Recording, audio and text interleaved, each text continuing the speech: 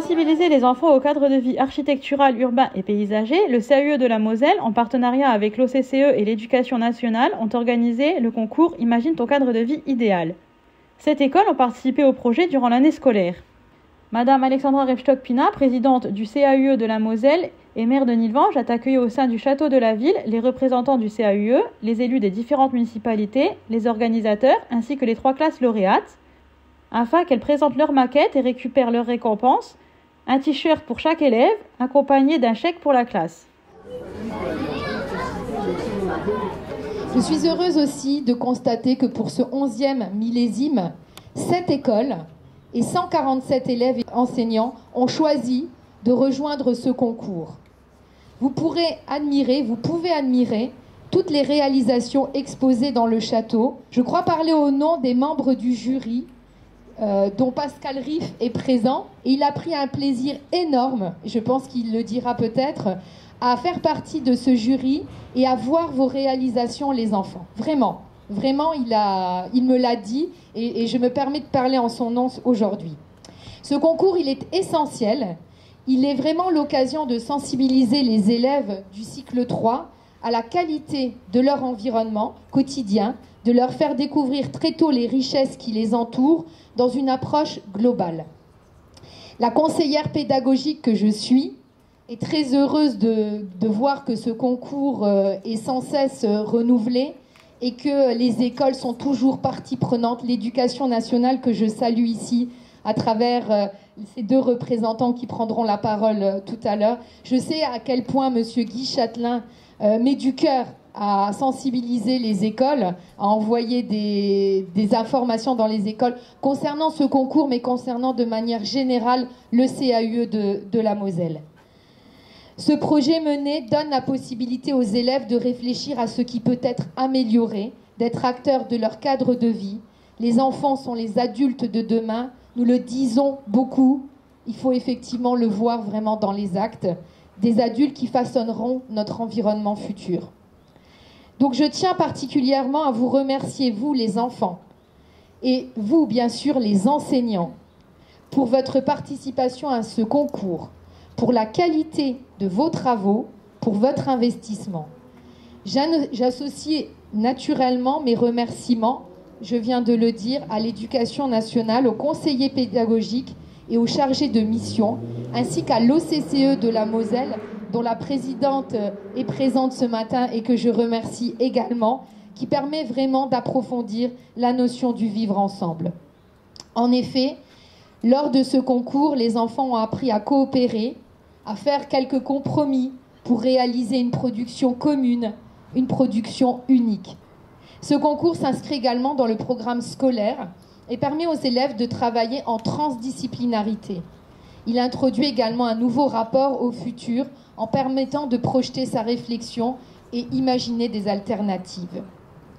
Permettez-moi aussi de dire un mot pour Gwenaëlle Lebras, notre architecte du CAUE qui a pris la parole juste avant moi, qui est vraiment d'une patience d'or, qui fait un travail remarquable et qui accompagne les classes dans ce concours. Je tiens vraiment à la remercier personnellement pour tout le travail qu'elle engage sur ce concours, mais aussi pour tous ces projets de revégétalisation, des cours de récréation, de désimperméabilisation des sols. Voilà, merci Gwenaëlle.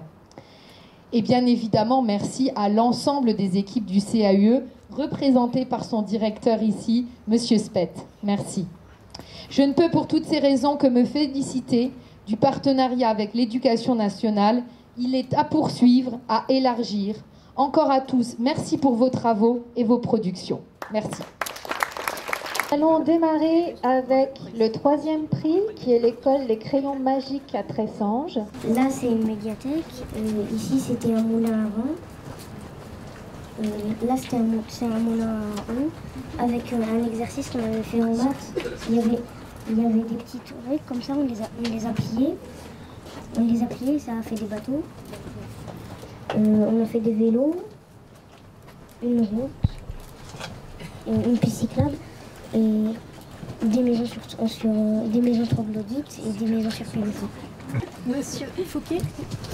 Tout d'abord, merci à la CAUE et à toutes ses composantes pour l'organisation de ce concours. Nous sommes particulièrement fier d'être nominé aujourd'hui. J'en profite pour remercier Madame Nadir et l'ensemble des enseignantes. Vous transmettrez nos félicitations à Madame Soro, donc l'enseignante. Mais nous sommes très heureux pour cette 3e place, surtout que c'est notre première participation, donc on essaiera de mieux faire les années suivantes. L'école Les Semailles à Élange. Bonjour, je m'appelle Maxence, je suis à l'école Les Semailles, j'ai 9 ans. On est arrivé 2e au concours Imagine ton cadre de vie idéal. Par exemple, ici, c'est un arbre que j'ai fait chez moi. Ici, c'est des fauteuils roulants avec des personnes en pâte à modeler faites par Ethan. Là, il y a des arbres en carton, des vélos, une école et un puits. Ensuite, j'ai passé à Enzo. Bonjour, je m'appelle Enzo, j'ai 10 ans, je suis à l'école Les Semailles et j'ai aussi fabriqué la maquette Imagine ton cadre de vie idéal. On est arrivé 2e. Ici, on a fait des maisons dans les arbres. On a mis des maisons à terre pour les personnes handicapées. Oui, et âgées. Ensuite, on a mis du salon de coiffure, on a mis à manger, ouais, supermarché, hôpital. Ensuite, on avait mis une école aussi, un terrain de basket, ouais, un terrain de foot aussi, un restaurant et le tram et des vélos. Et les poubelles. Ici, nous avions mis un petit parc avec une bibliothèque. On a mis aussi un potager collectif. Qu'est-ce qu'il y a encore? Ah oui, les bateaux. On a fait aussi des éoliennes qui font l'électricité. Les éoliennes sont alimentées par photosynthèse grâce aux plantes alentours, elles-mêmes alimentées par des arroseurs automatiques qu'on ne voit pas là. Il y a aussi des panneaux solaires qui sont tenus par des bouchons de colle, de compote et aussi des supports en carton. Là, c'est une aquabarrière faite avec du papier éponge. Les maisons, pour être isolées, sont recouvertes de bâtons de bois qu'on a trouvés dans la cour. C'est l'isolant, un isolant thermique parce que le bois il est plein, il n'est pas creux. Jules Marachello, 11 ans, école des Semailles. Il y a aussi le terrain de foot là-bas. Il y a le terrain de foot qu'on voit là-bas. Quand les enfants jouent ou bougent dessus, ça crée de l'électricité qui peut faire marcher pour les habitats. Gabriel avait fait les drapeaux de France le drapeau de la France sur l'école et le drapeau de l'Ukraine sur la maison pour réfugiés. Bravo. Bravo.